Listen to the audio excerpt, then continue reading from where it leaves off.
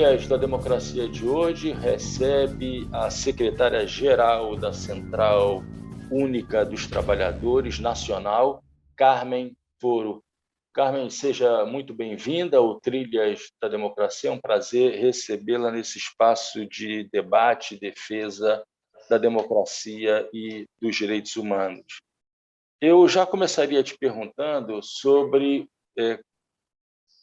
a atuação do movimento sindical em geral, da CUT em particular, as articulações feitas entre a CUT e as demais centrais sindicais brasileiras, com vistas à derrota, ao enfrentamento e derrota de Bolsonaro nas eleições de outubro, ao mesmo tempo pensando na necessidade fundamental de se eleger uma forte bancada no parlamento, composta por deputados e senadores comprometidos com os interesses da classe trabalhadora e que dê sustentação às medidas que deverão ser feitas por um governo de esquerda, de centro-esquerda, a partir de 2023. Por favor, Carmen.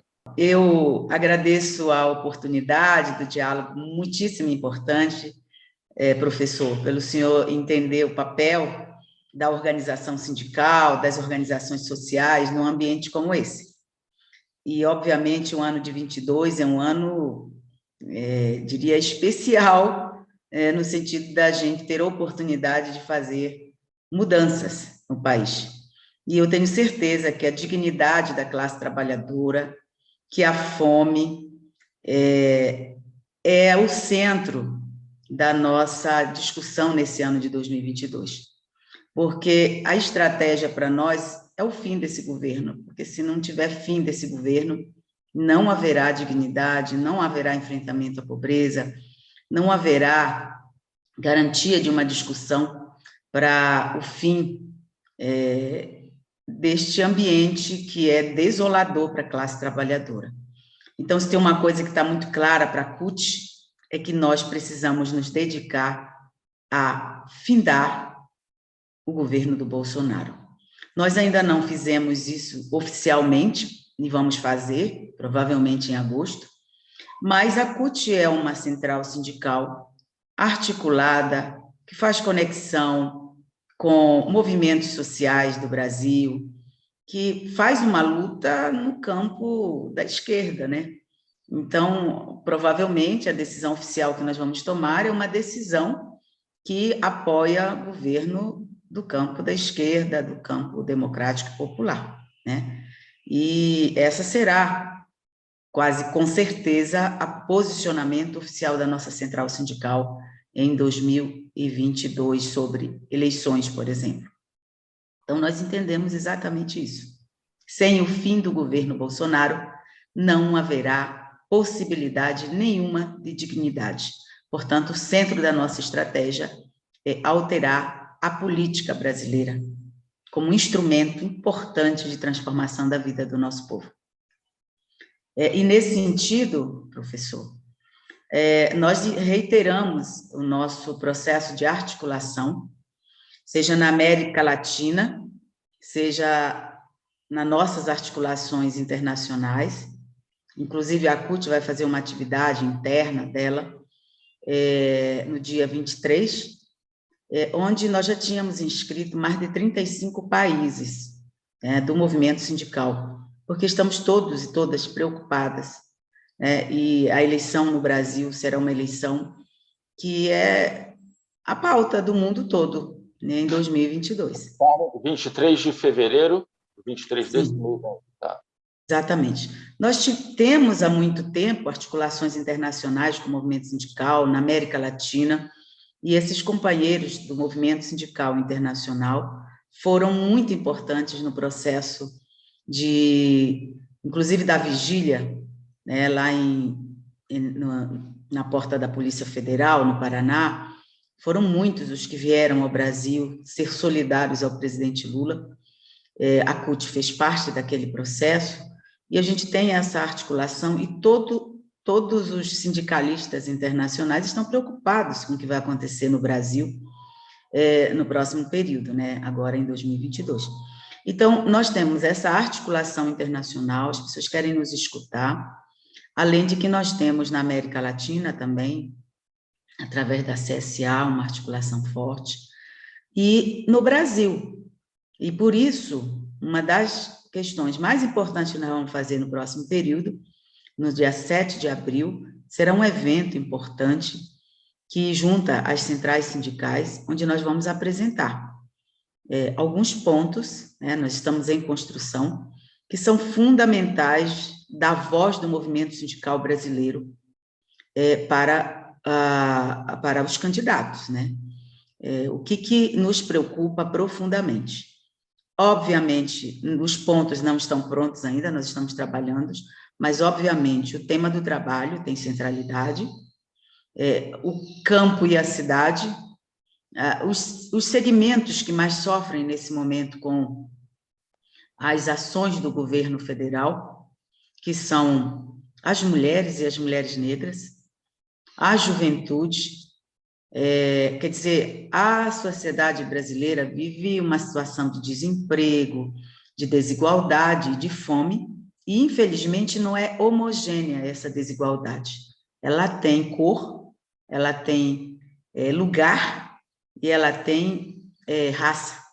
Né? Nós sabemos quem são os mais atingidos. Qualquer estudo hoje demonstra que a pobreza, a desigualdade, o desemprego tem esta faceta, infelizmente. Né? São de pessoas negras e negros, principalmente as mulheres, são os que moram nas periferias, em grande parte no meio rural brasileiro, e são mais jovens que estão sem emprego, sem condições e possibilidade de nenhuma oportunidade. Então, nossa pauta, articulada com as centrais sindicais, não terá outra cara, a não ser o que represente a maioria do povo brasileiro, da classe trabalhadora brasileira, com sua diversidade. Carmen, eu queria insistir na questão da necessidade fundamental de eleição de uma grande bancada comprometida com os interesses da classe trabalhadora, com esse segmento que é o segmento mais precarizado, mais ameaçado pelo capitalismo patriarcal brasileiro, né? Que são as mulheres negras. E eu queria te perguntar quais são, se a CUT tem essa consciência da importância da eleição dessa bancada, da necessidade de redobrar os esforços na eleição dessa bancada, que me parece ser um elemento novo quando comparado com outras disputas eleitorais. Eu acho que é a primeira vez em que há, de maneira tão clara, tão forte, né, tão decidida, esse chamamento, essa convocação à eleição de deputados e senadores que sustentem um eventual governo de esquerda, um eventual governo do ex-presidente Lula. Então, eu queria te ouvir sobre como é que a CUT tem feito esse debate, como é que tem, na verdade, decidido sobre o apoio ou não, nesse momento que é ainda um momento pré-eleitoral, mas que é de fundamental importância para já a indicação de nomes fortes para concorrer nos vários estados a deputado federal e senador. Por favor, Carmen. Então, nós vivemos um momento agora onde nós entendemos que ter deputados, senadores, né, no Congresso Nacional e nas assembleias legislativas comprometidos com a nossa pauta é fundamental. Parece que lá atrás a grande preocupação era ter um presidente que, de certa forma, daria conta de conduzir todas essas questões.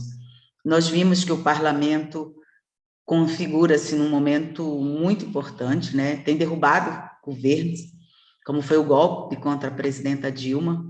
Nós entendemos que é preciso eleger um presidente, mas que esse presidente possa ter uma bancada razoável que lhe sustente.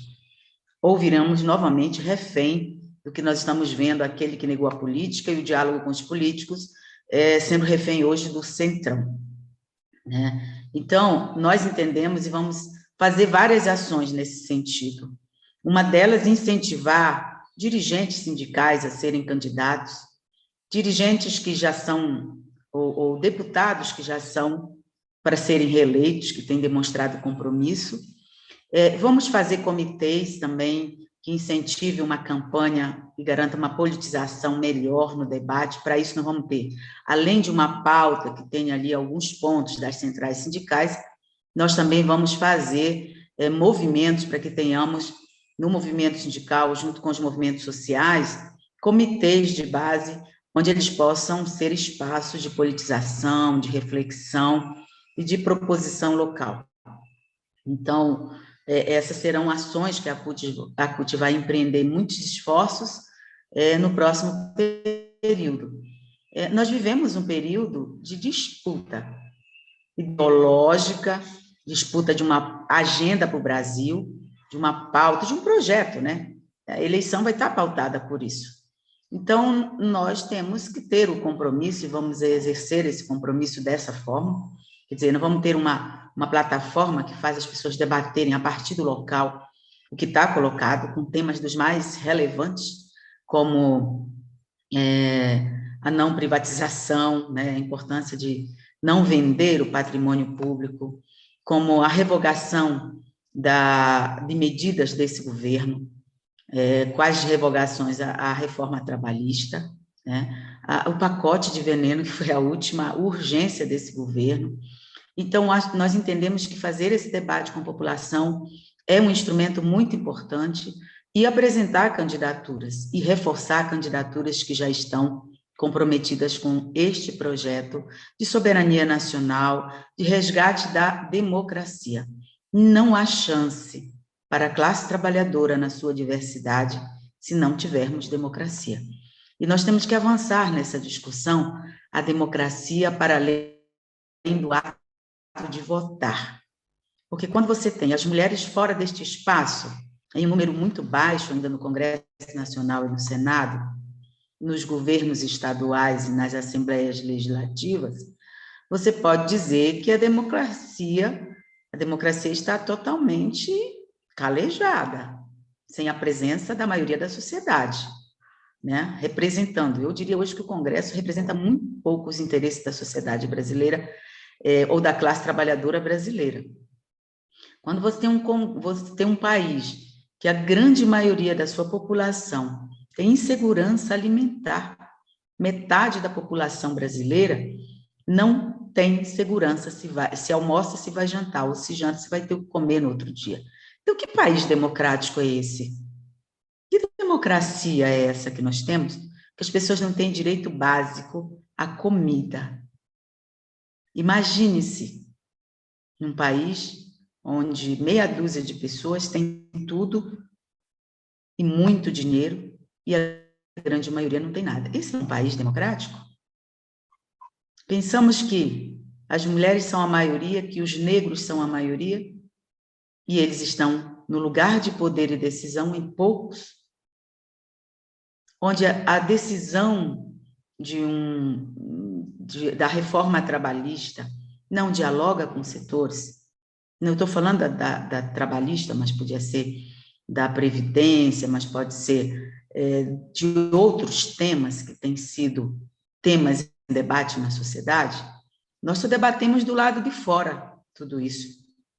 Nós só reclamamos, sem ter, inclusive, repercussão da nossa fala nos espaços que decidem. O governo acabou com vários espaços importantes da sociedade, como, por exemplo, o CONSEA. Eu era membro do CONSEA, um espaço que produziu política, que produziu nas conferências, política com a participação da sociedade para os governos implementarem, foram extintos. Então, democracia é um instrumento dos mais importantes para a classe trabalhadora. Pode não ter significado para uma certa maioria, mas para a classe trabalhadora, talvez eu esteja repetindo coisas que muita gente fala, mas eu não entendo democracia só o direito e o ato de votar. Eu entendo democracia numa perspectiva muito mais ampla. Na direção, Carmen, do que você acaba de dizer, é tarefa prioritária do próximo governo reestruturar a rede de conselhos, conferências, quer dizer, reimpulsionar o caráter participativo da democracia, né, e que foi eliminada durante o governo Bolsonaro. Carmen, eu gostaria que você aprofundasse um pouco mais informasse, na verdade, ao nosso público, ouvinte, espectador, as relações internacionais, as articulações internacionais feitas pela Central Única de Trabalhadores na América Latina e com também as centrais sindicais da Europa, no sentido de um enfrentamento à agenda neoliberal que já completou 40 anos, né? E que construiu uma realidade de terra arrasada na América Latina, onde ela aconteceu, e de esvaziamento do estado de bem-estar social na Europa Ocidental. Em que pé anda? Como estão as articulações feitas com centrais sindicais, pensando que existe uma tendência à expansão de governos de esquerda, de centro-esquerda, na América Latina, da eleição do Gabriel Boric no Chile, a possibilidade da eleição do Petro na Colômbia, para além do governo peronista na Argentina, e essa possibilidade da eleição do Lula em 2022. Você consegue ser otimista, ainda que com prudência, em relação a uma virada de página no ano de 2023, mas que começa agora com essas articulações? Sim, eu sou uma pessoa que sou internacionalista. Eu entendo que a luta dos trabalhadores ela é internacional e a gente precisa fortalecer esse ambiente de internacionalismo da classe trabalhadora, porque a pandemia, o capitalismo, o patriarcado, eles não separam, eles nos tratam da mesma forma e com o mesmo chicote.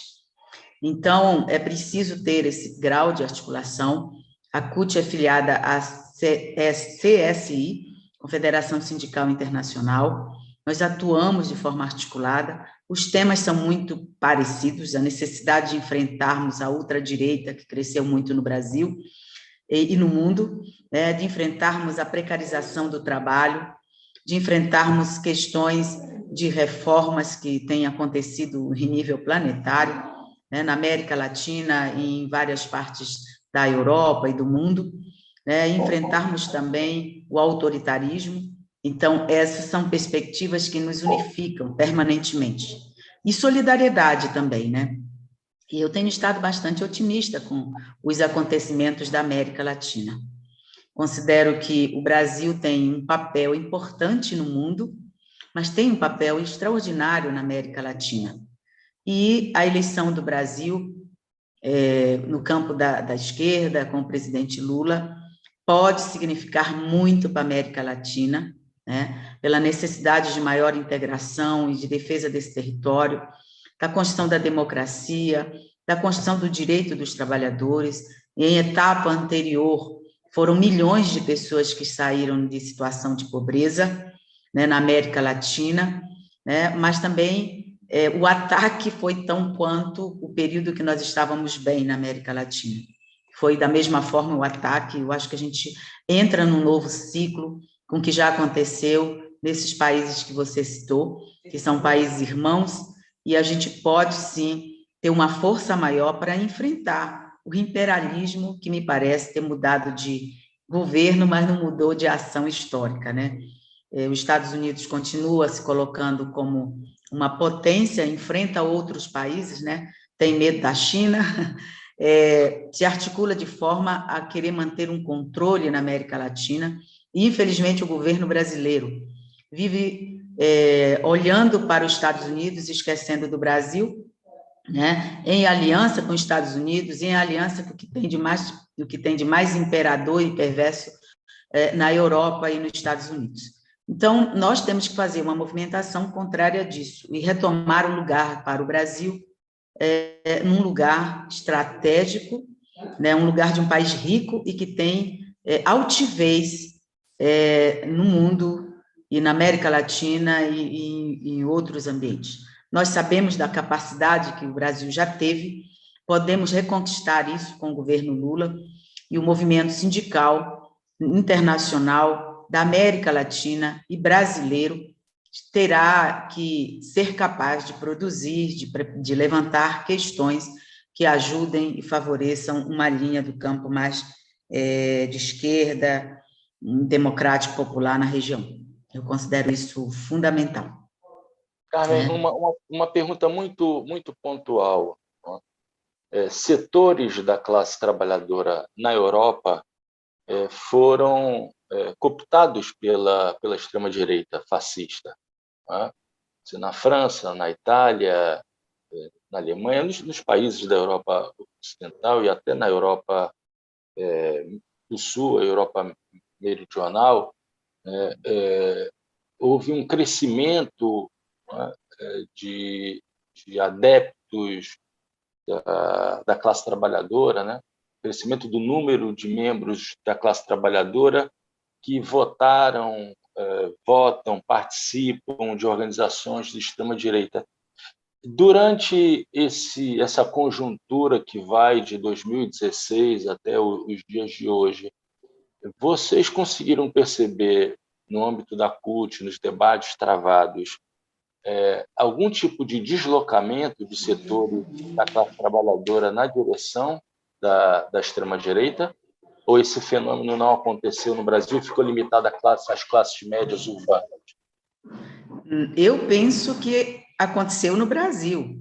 Infelizmente, há uma movimentação permanente de pessoas pobres, né, trabalhadoras, que seguem aí na média de 20% a 25% o Bolsonaro, né? Tem aí envolvido religiosidade, tem aí envolvido pessoas que estão numa situação de muita pobreza, ainda acham que a culpa não é do governo do Bolsonaro, que isso é uma herança, porque é uma disputa midiática, uma disputa ideológica muito pesada. E eu tenho a impressão que nós vamos sofrer com isso no próximo período muito, que as eleições de 2022 vão ser uma eleição pesadas, inéditas no Brasil, porque agora existe um bolsonarismo organizado, né, que tem, quer dizer, que não é vulnerável ali no espaço onde continuam apoiando o governo do Bolsonaro. Eu tenho a certeza que a classe trabalhadora é muito inteligente, por mais que tenhamos deslocado uma certa parte da classe trabalhadora, ou de trabalhadores, ou de pessoas que estão em situação de vulnerabilidade, mas também acredito que a movimentação de tudo que está acontecendo nesse momento no país faz com que muitos percebam a mudança que aconteceu no país e que isso não serve para a maioria da classe trabalhadora.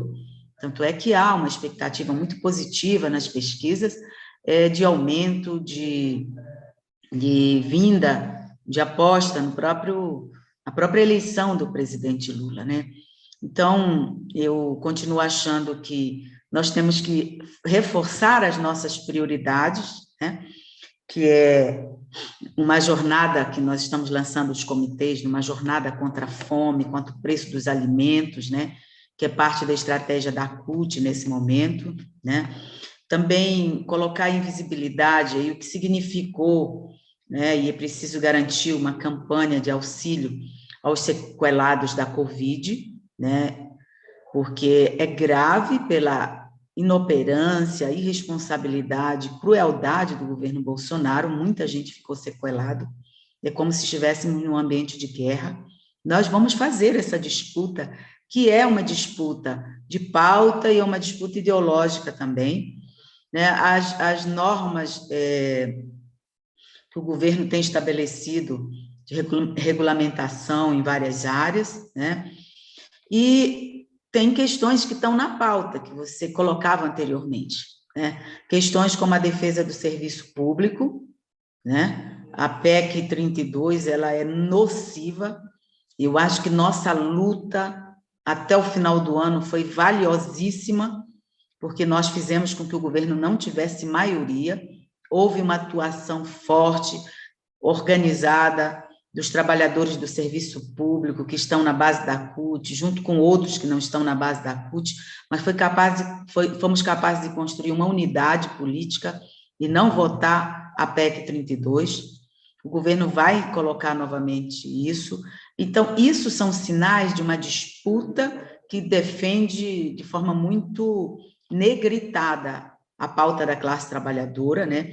E essa é uma disputa que nós vamos fazer, a luta contra uma reforma tributária aos moldes de Guedes, né?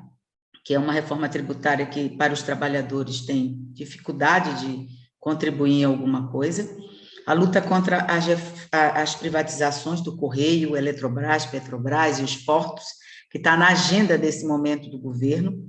Então, eu diria para você que nós estamos disputando também esses trabalhadores para que eles percebam o quanto nós perdemos no último período e que essa questão está na agenda e defesa da CUT. A campanha do Fora Bolsonaro, que nós fizemos o ano passado todo, que pode não ter reverberado em uma ação concreta de saída do Bolsonaro, no entanto, reverbera no fortalecimento da nossa visão sobre esse governo, né, ao dizer o quanto ele é perverso, além de uma campanha de defesa da soberania com as empresas que tentam privatizar e defesa da Amazônia. Como disse no início, eu sou uma cabocla amazônida e defender a Amazônia não é porque sou da Amazônia. Eu acho que defender a Amazônia faz parte da garantia de soberania nacional, mas faz parte também da garantia de um projeto nacional. A Amazônia tem que ser defendida pelo Brasil. Então, eu acho que a classe trabalhadora precisa defender seus direitos e seus legados históricos, além de propor, obviamente, alternativas, com pautas que nós estamos construindo, e provavelmente nessa nossa pauta nós teremos ali alguns pontos que nós teremos que apresentar ainda antes de agosto para Lula, dizendo, olha, ganhando a eleição nós temos estas prioridades, e essas prioridades não podem esperar um ano, tem que ser ali nos 100 primeiros dias de governo Lula.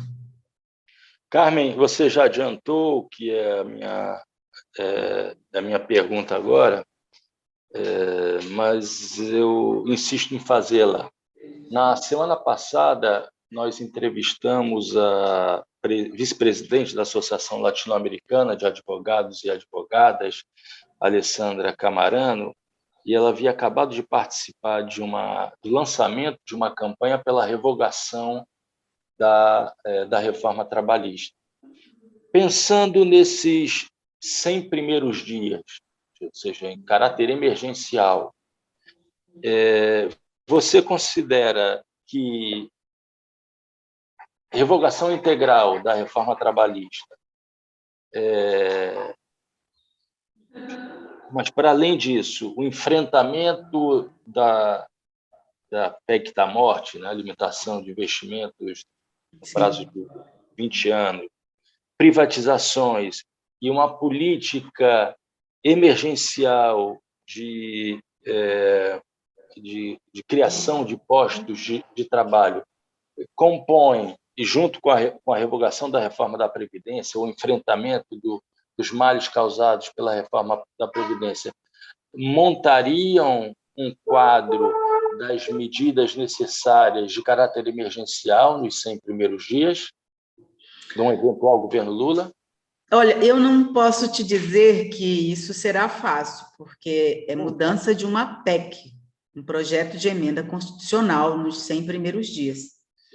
Mas que essa é uma determinação nossa, mudar, revogar a reforma trabalhista.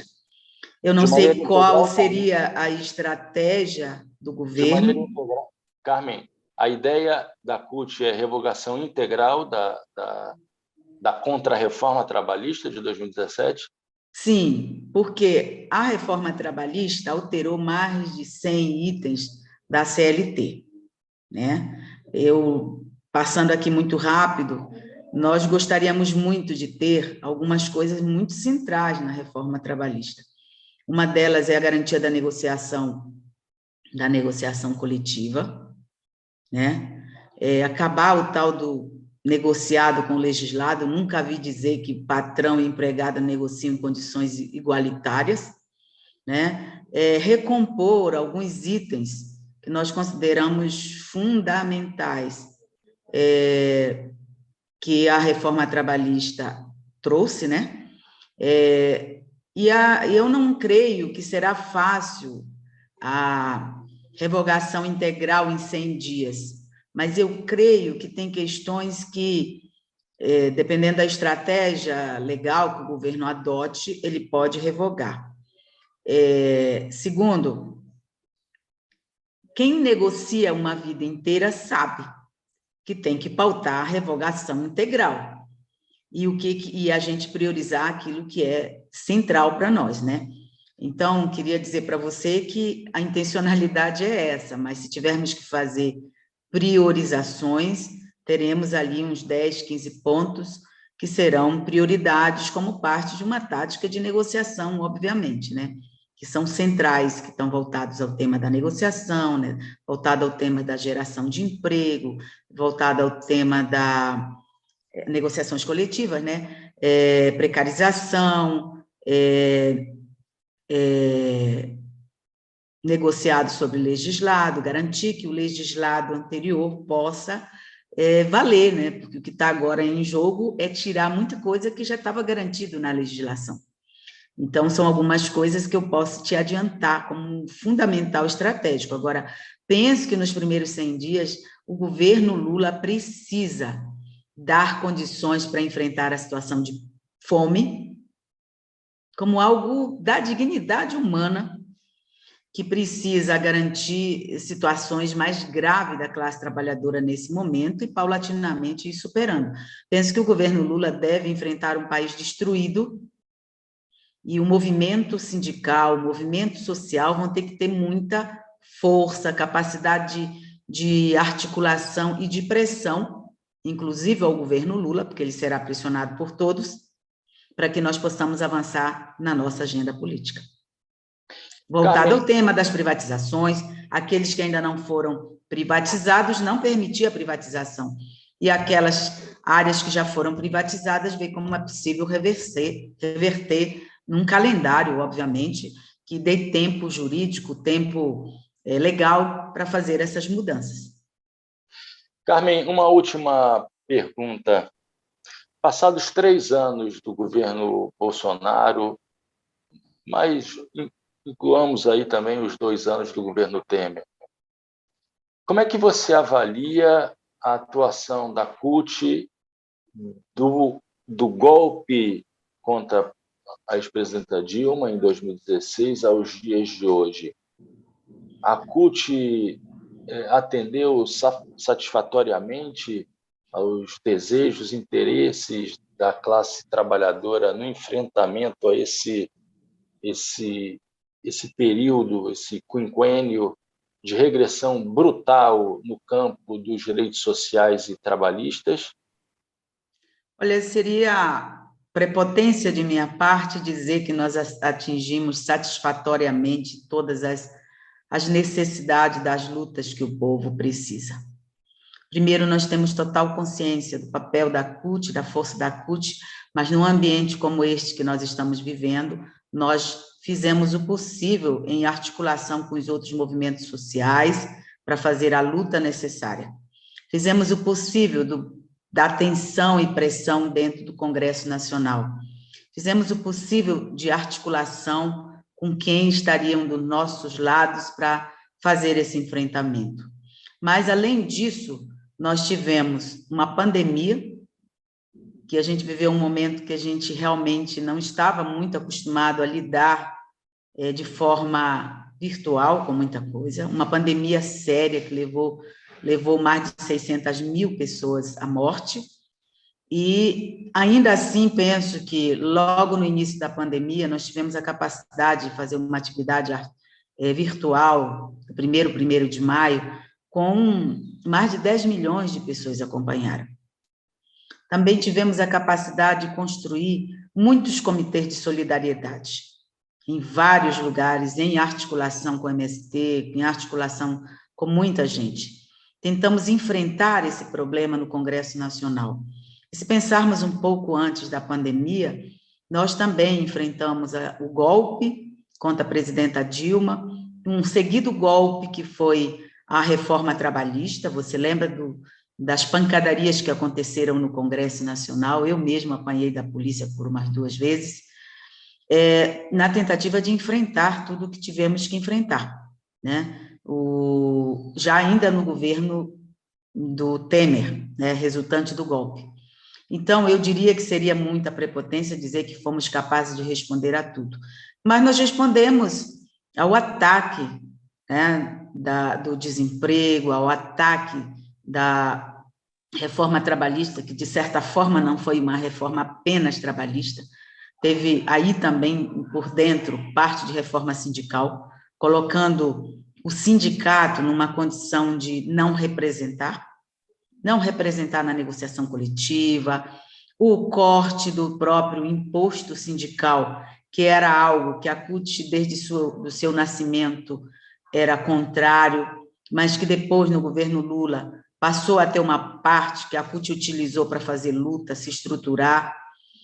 Isso também, eu não posso dizer, negar que isso não fez falta para a gente, mas nós temos sindicatos fortes ainda no Brasil, que vivem e sobrevivem sem o imposto sindical. E sindicatos nacionais, sindicatos importantes, bem articulados, que fomos capazes de sobreviver até aqui, né? De não baixar a cabeça, de fazer a resistência e de apontar caminhos para a classe trabalhadora. E eu acho que consolidaremos agora, no ano de 2022, com uma pauta estratégica do fim desse governo, e uma pauta que traz para o centro do debate temas, né, de um projeto nacional que melhore a economia, que não ataque o meio ambiente, que tenha garantia de produção de emprego, geração de renda, distribuição da riqueza do nosso país, com garantia de democracia e soberania. Carmen Foro, secretária-geral nacional da Central Única dos Trabalhadores. Muito obrigada, Carmen, por essa entrevista. E o Trilhas da Democracia volta na próxima semana, sempre debatendo temas relativos à defesa da democracia e dos direitos humanos. Até lá.